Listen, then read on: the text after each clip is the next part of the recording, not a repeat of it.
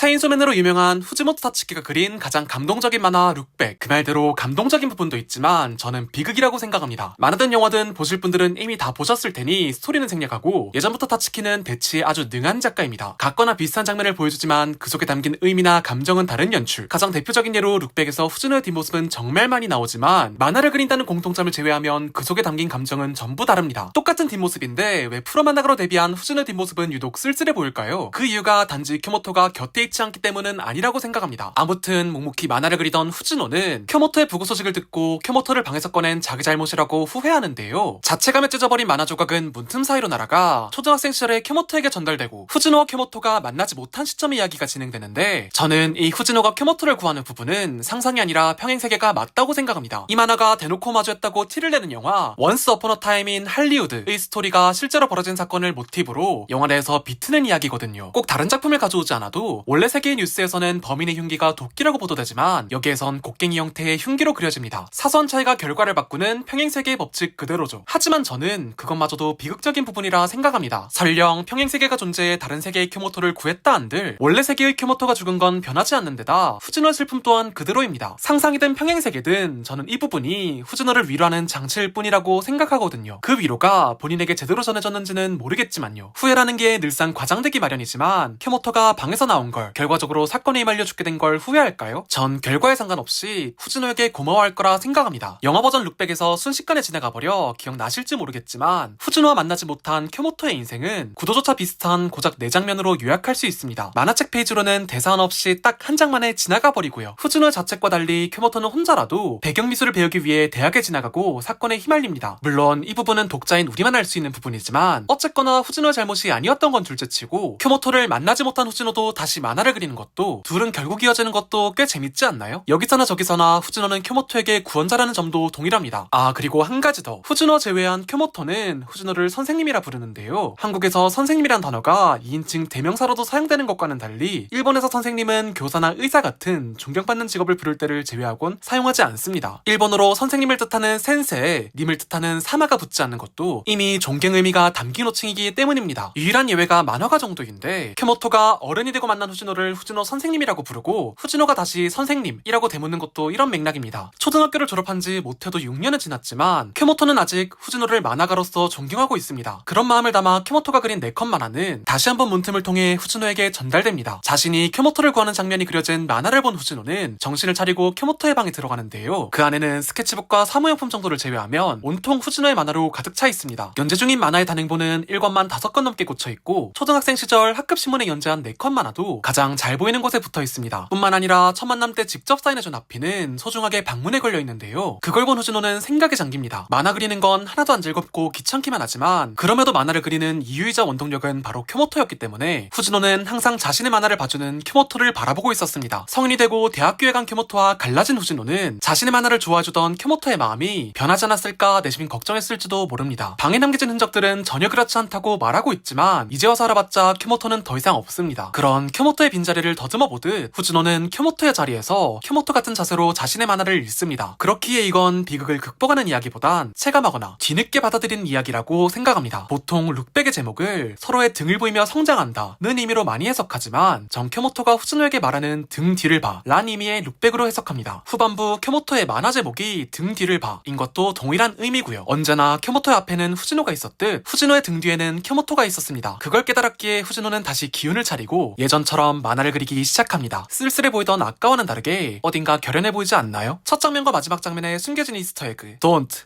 look back in anger. 지난 일에 분노하지 말라는 오아시스의 노래 제목처럼 아무리 후회해도 쿄모토는 돌아오지 않지만 후지노의 등 뒤에는 항상 쿄모토가 있었다는 것, 이거 하나만큼은 변하지 않는 사실이겠죠.